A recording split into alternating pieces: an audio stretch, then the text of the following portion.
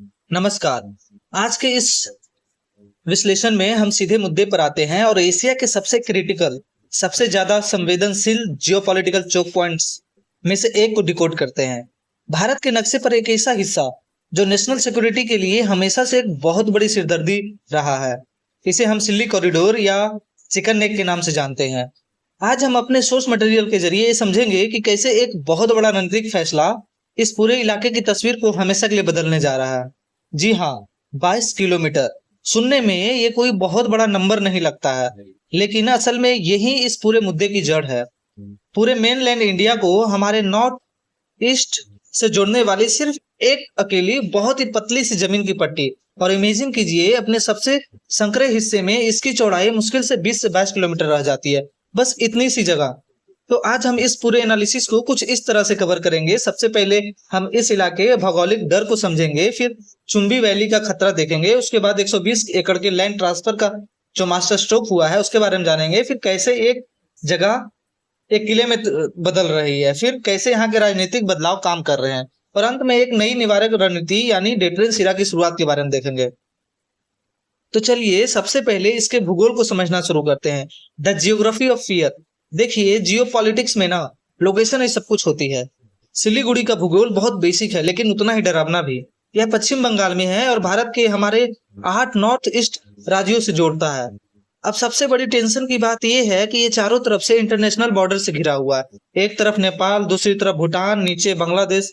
मतलब इन 8 राज्यों तक पहुंचने के लिए, चाहे वो म्यांमार व्यापार हो या फिर मिलिट्री की सप्लाई हो, हमारे पास बस ये एकलौती लाइफ लाइन है। अब जरा सिनेरियो सोचकर देखिए, भगवान ना करे अगर कभी चीन और पाकिस्तान के साथ एक टू फ्रंट वार यानी दो तरफा युद्ध छिड़ जाता है, तो हमारी इंडियन आर्मी को रातों रात बहुत तेजी से अपने ट्रूप्स नॉर्थ ईस्ट भेजने पड़ेंगे। ऐसे में 22 किलोमीटर का छोटा सा कॉरिडोर एक भयानक लॉजिस्टिकल बॉटलनेक बन सकता है। अगर दुश्मन इस लाइफ लाइन को ब्लॉक कर दे तो पूरा का पूरा नॉर्थ ईस्ट भारत से कट हो सकता है। और यहीं से शुरू होती है हमारे अगले पॉइंट की, यानी कि चुंबी वैली का थ्रेट क्या है। हिमालय के पार मंडराता हुआ खतरा। डिफेंस एनालिस्ट हमेशा से कहते आए हैं कि नेपाल या बांग्लादेश से ज्यादा बड़ा खतरा उस तरफ से है जहां चीन बैठा है।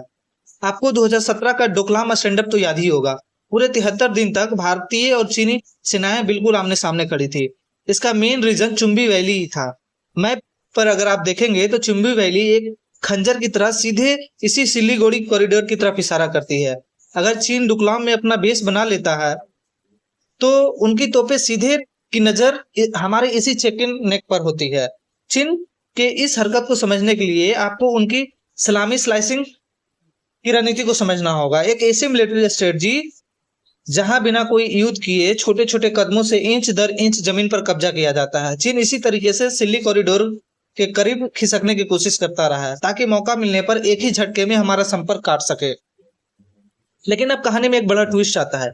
120 एकड़ का लैंड ट्रांसफर। इसे लगातार बढ़ते खतरे को जवाब देने के लिए हाल ही में एक बहुत बड़ा कदम उठाया गया है।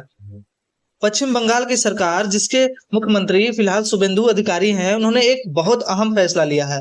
इस बेहद संवेदनशील चिकन नेक के बिल्कुल कोर एरिया में 120 एकड़ जमीन सीधे केंद्र सरकार को ट्रांसफर करने का प्रोसेस शुरू हो गया है।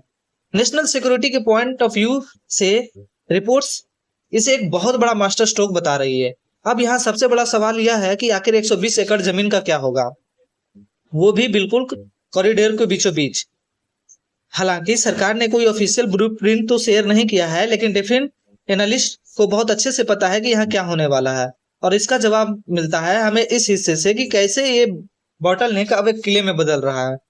डिफेंस स्ट्रेटेजिस्ट का मानना है कि इस नई जमीन के जरिए भारत इस कमजोर पॉइंट को एक अभेद किले में बदलने जा रहा है। ये 120 एकड़ की जगह एक इंटीग्रेटेड मिलिट्री और लॉजिस्टिक हब बनेगी। मतलब एडवांस फॉरवर्ड ऑपरेटिंग बेस, गोला बारूद रखने के लिए बड़े अंडरग्राउंड डिपो, भारी मिलिट्री मशीनों की पार्किंग और सैनिकों के लिए बड़ी बैरक्स। इसका सीधा सा मतलब यह है कि अब इमरजेंसी के वक्त हमें मेनलैंड से बैकअप आने का इंतजार नहीं करना पड़ेगा। सैन्य और हथियार सब कुछ पहले से वहां तैयार मिलेगा। और देखिए, आजकल की जंग सिर्फ बंदूकों से नहीं लड़ी जाती है, सर्विलांस यानी निगरानी ही उतनी क्रिटिकल है। इस इलाके में hi-tech radar system, drone monitoring unit setup की जा सकती है। ये सिस्टम 24 घंटा 7 दिन चुंबी वैली से लेकर बांग्लादेश बॉर्डर तक बाज की नजर रखेंगे। मतलब जो कल तक पतली सी कमजोर चिकन नेक थी, वो एक फौलादी मुक्के में तब्दील हो रही है। अब जियो पॉलिटिक्स से थोड़ा हटकर इस पूरे बदलाव के पीछे डोमेस्टिक पॉलिटिक्स को समझ लेते हैं। सोर्सेज बताते हैं कि पिछले कई दशकों से इस इलाके में जमीन मिलना बहुत मुश्किल था। ब्यूरोक्रेसी की रुकावटें और केंद्र राज्य के बीच राजनीतिक टकराव का काम बहुत धीमा कर देता था। लेकिन अब चीजें बदल गई है। नई सरकार की एक प्रोएक्टिव अलाइनमेंट ने इस 120 एकड़ के ट्रांसफर को बिल्कुल फास्ट ट्रैक कर दिया है। इसे ही राजनीतिक भाषा में डबल इंजन का फायदा कहा जा रहा है, जहां एडमिनिस्ट्रेशन और पॉलिटिकल व्हील दोनों मिलकर एक ही दिशा में तेजी से काम कर रहे हैं। इसके अलावा भी स्टेट में कुछ बड़े एडमिनिस्ट्रेशन शिफ्ट्स देखने को मिल रहे हैं, जैसे भारतीय न्याय संहिता को पूरी तरह से लागू करना, बांग्लादेश बॉर्डर पे जो फेंसिंग का काम अटका था उसे तेज करना, और राजनीतिक हिंसा के खिलाफ जीरो टॉलरेंस की पॉलिसी। सोर्स का सीधा सा तर्क है कि जब आपका घर अंदर से मजबूत होता है, तब आप बाहर के दुश्मनों से मजबूती से लड़ पाते हैं। तो इन सब चीजों को फाइनल आउटकम क्या है? हम एक नई डिटरेंस इरा यानी एक नई निवारक रणनीति की तरफ बढ़ रहे हैं। यह पूरा डेवलपमेंट सिर्फ कोई आम इंफ्रास्ट्रक्चर प्रोजेक्ट नहीं है, यह भारत के सोचने के तरीके में एक बहुत बड़ा शिफ्ट है। पहले हम डिफेंसिव थे, मतलब हमला हो तो मेनलैंड से फौज के आने का इंतजार करो, लेकिन अब हम एक्टिव डिटरेंस के मोड में है। फोर्सेस पहले से तैनात रहेंगी और अगर कोई भी हलचल होती है तो उसका जवाब दिनों में नहीं, चंद मिनटों में दिया जाएगा। आज के इस विश्लेषण में हम इस एक स्टेटमेंट से बहुत अच्छे तरह से समझ सकते हैं। एक नई युग की शुरुआत हो चुकी है, जहां केंद्र और राज्य सरकार मिलकर हमारी पुरानी जियो पॉलिटिकल कमजोरियों को हमारी पक्की ताकतों में बदल रहे हैं। सिल्ली कॉरिडोर का सुरक्षित होना पूरे नॉर्थ ईस्ट की सुरक्षा की सबसे बड़ी गारंटी है। तो जाते जाते आपके लिए एक सवाल छोड़कर जा रहा हूं, क्या एक्टिव डिटरेंस की तरफ उठाया गया यह कदम एशिया के जियो पॉलिटिक्स का पावर बैलेंस हमेशा के लिए बदलकर रख देगा? इस बारे में जरूर सोचिएगा।